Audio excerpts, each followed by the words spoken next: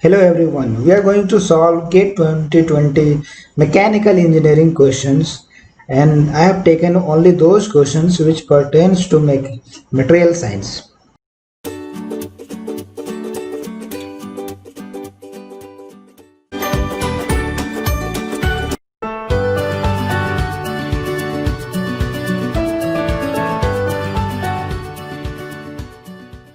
So the first question is the crystal structure of gamma iron, that is austenite phase is. We know there are three different phases of iron when we try to heat it. If you see in the case of iron carbon diagram also, okay, so the first phase is alpha, then second phase is gamma, then again is the delta, right? So first is the alpha, which is of BCC, gamma it is of FCC, delta it is again of BCC, right? So here it is asking about the crystal structure of gamma iron. So gamma iron we know it is FCC, right? So this will be the answer. Okay. Now in this question we need to do the matching. So in the left hand side it is given heat treatment process, and the right hand side it is given the effect. The first one is the tempering, then quenching, then annealing, then normalizing. So all these are heat treatment processes. So when we do tempering, guys, we do tempering only after the quenching, right? So we take a sample, we heat it, and when we do quenching we do in case of water, it may be polymer or oil, right?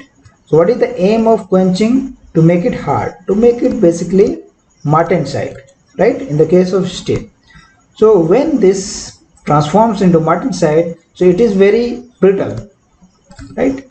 So to make it somewhat tougher means it should be able to withstand some energy. So to make it somewhat tougher, we do the tempering process. So toughening, right? Quenching. So with the help of quenching, we are forming martensite, which is helping in hardening, right? So Q will match with 3, that is hardening. Annealing. Annealing, we know that annealing, we heat the sample in the austenite phase region and we keep it over there and do the slow cooling, very slow cooling. It can also be called as furnace cooling. Means we are just switching off the furnace and keeping the sample over there. So what happens due to this? The softening of the material takes place. So that's why softening happens. Next is the normalizing. So in the case of normalizing, we are heating and we are keeping the austenite region, but we are cooling in somewhat rapid. Means rapid such that it is greater than annealing but lower than the quenching. So what happens? Due to this normalizing process, we get grains which are fine, right? So when we get finer grains, then this increases the strength of the material, right? So it will help in strengthening. Okay, guys.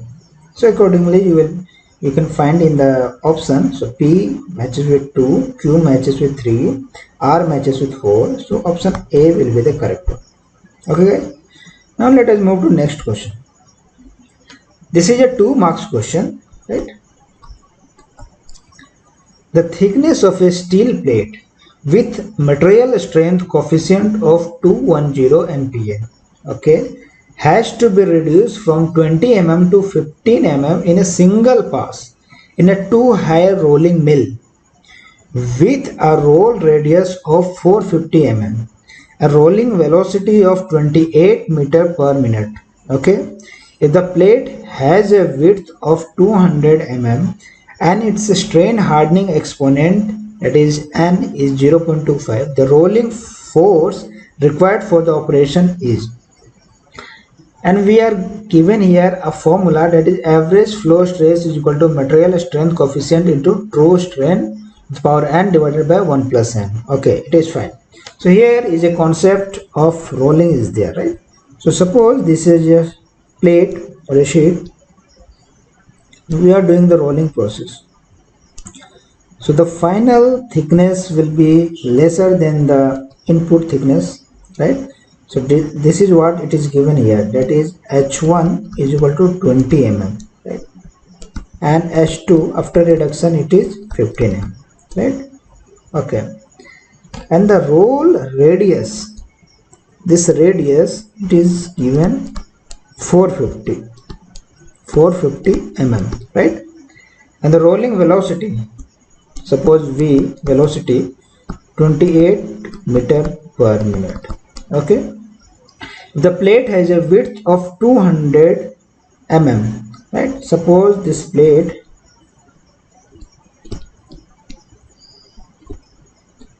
okay, let it be the width, right? So w, that is width, is 200 mm, right? And its strain hardening exponent is 0.25. The rolling force required for this operation we need to calculate over here. So we'll use this formula, that is average flow stress, that is sigma is equal to material strength coefficient. Material strength coefficient is nothing but this value 210, right? 210 into true strain with power n divided by 1 plus n. So we need to find the true strain, right? So true strain, we know true strain is dl by l, right? This is your true strain, that is L naught to LF. But here compression is taking place, right? Because thickness reduction is taking place, compression is taking place, so that's why this value will be negative, but we'll take this value in positive considering that the compression has taken place, right? So ln L, so L final is how much? 15 minus L 20. This implies NL 15 by 20, right? So let me calculate this one. Ln 15 by 20.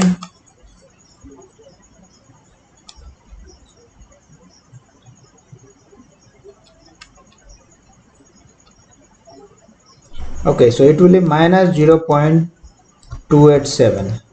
So it shows it is compression, right? Means reduction is there. So we'll take the strain value in positive, that is 0.287, right? Now guys, we'll try to put this value over here. So sigma equal to 210 0.287 to the power n is 0.25 and 1 plus n, that is 1.25. Now let us find this one.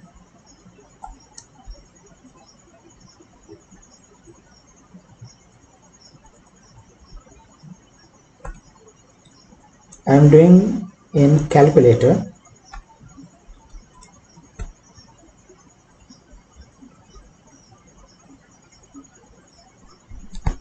.037 ampere. Let me do it again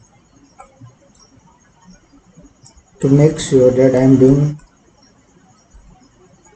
correct calculation.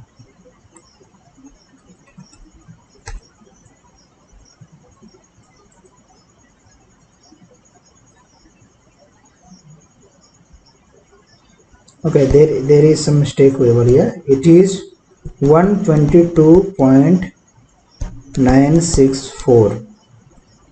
okay, so let it be. Now we need to calculate the force, but we have here the stress, so stress equal to force upon area. So force will be stress into area, right? So now we need to calculate the area over which the force is acting, right? We know this is a roll, right? So this is the contact surface where the force is acting, right?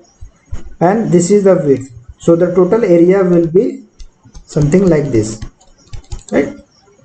So here there is a difficulty to calculate this arc basically. So we can find here this length,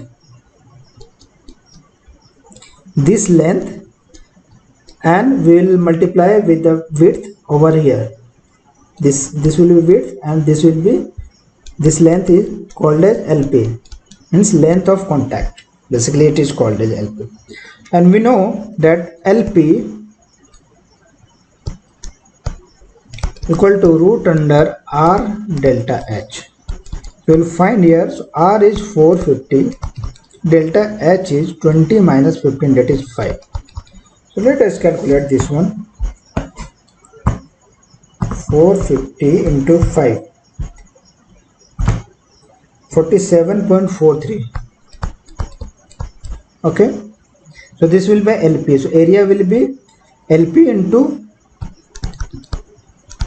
W, that is 47.43 into width is how much? 200 mm. Okay, so this will be in mm square, and this is in, we need to find in Newton, right? Basically in kilonewton. So we'll first convert this mm square into meter square. So we'll do in the next step. So I am writing over here. Wait, I will use blue color, and I will write over here after this. Okay, so F equal to sigma we know 122.964, and this will be in MPa, right? Means 10 power 6 Newton per meter square, into area will be 47.43 into 200 mm square. So mm square, if you convert into meter square, that is 1000 mm is equal to 1 meter. So that will be 10 power minus 6, right? So 10 power minus 6, 10 power 6 can be cancelled. So now do the calculation over here. 122.964 into 47.43 into 200.